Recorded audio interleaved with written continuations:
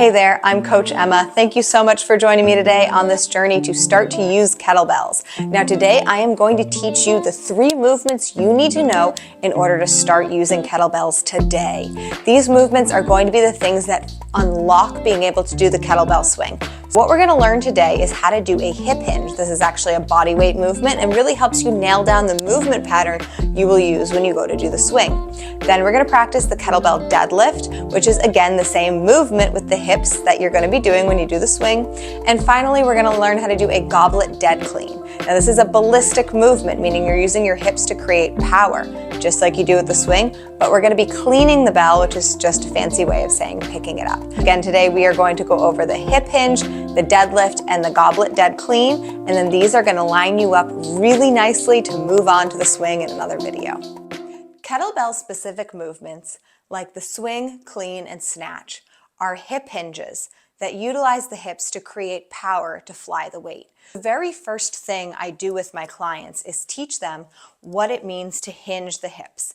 And a hinge is where your hips lead to bring your chest towards the floor, and then they pull through to come to full extension, and that power of the hips helps bring you upright.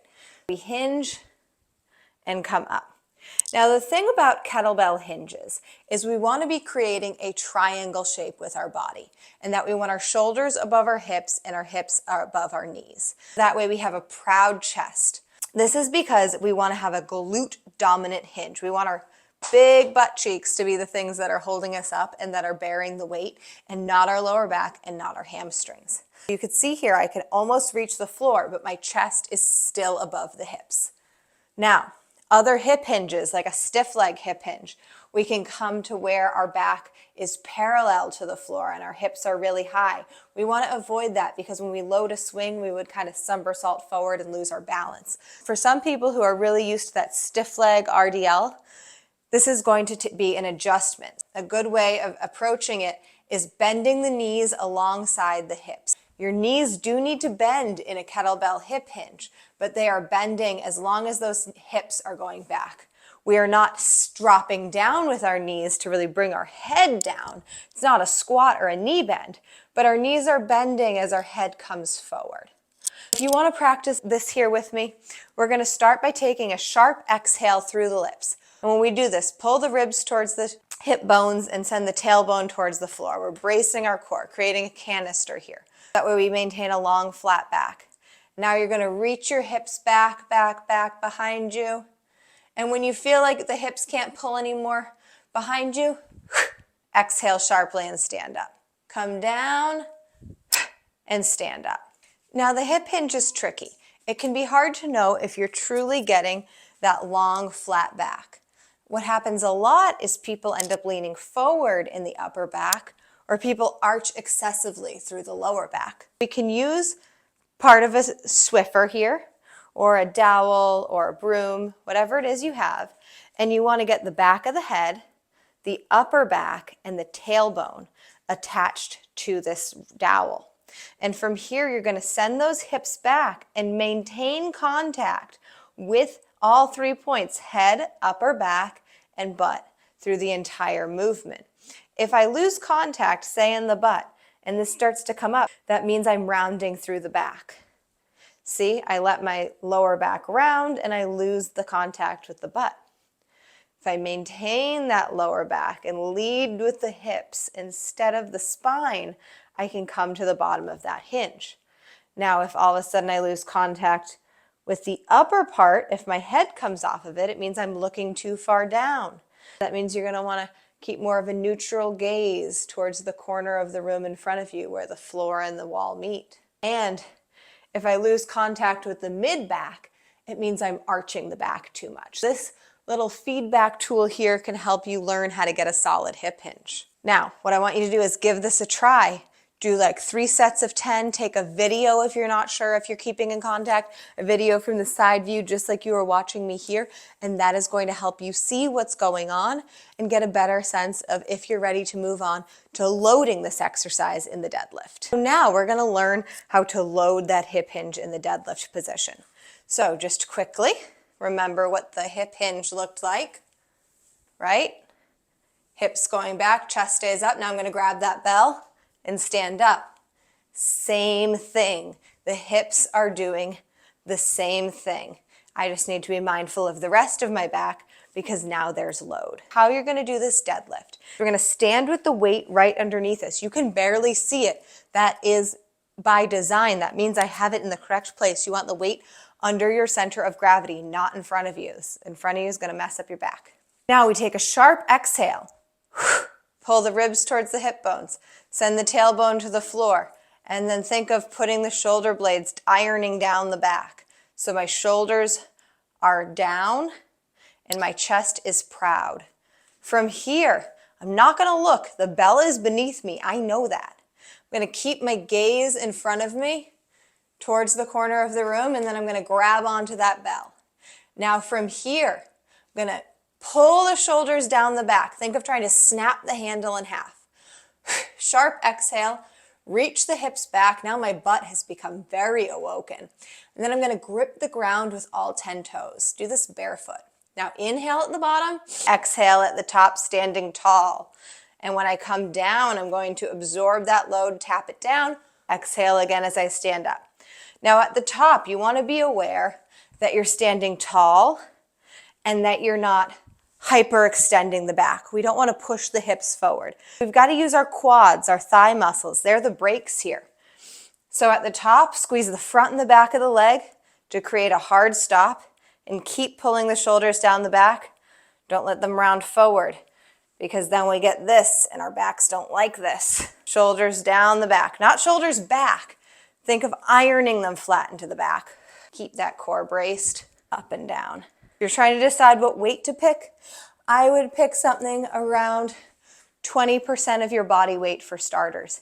And please, if you want to learn how to use kettlebells, use a kettlebell for this movement. Do not use a dumbbell because a dumbbell does not get you comfortable maneuvering the weight and really teach you the form that you're going to need to do the swing.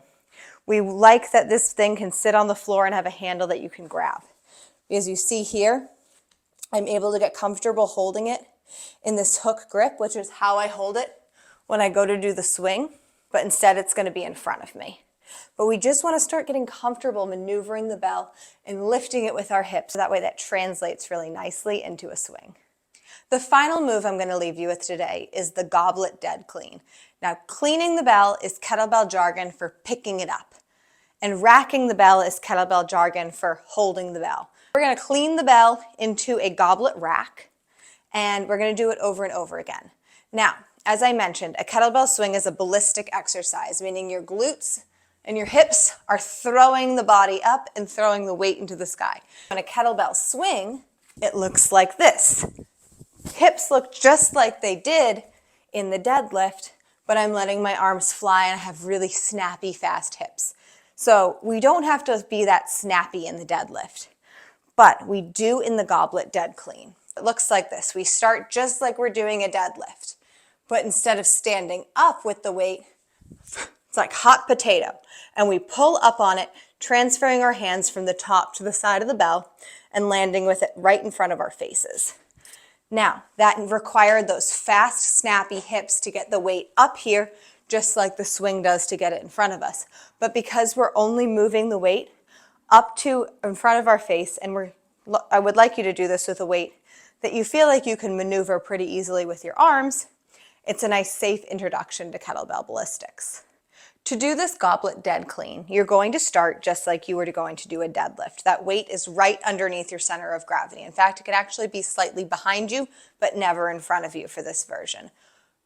We brace the core, reach down and grab the weight, but don't just go into it right here because I don't feel engaged. What we're gonna do is pull the shoulder blades down the back, reach the hips back and grip the ground at the toes. Now check yourself. Are the shoulders above the hips and the hips are above the knees?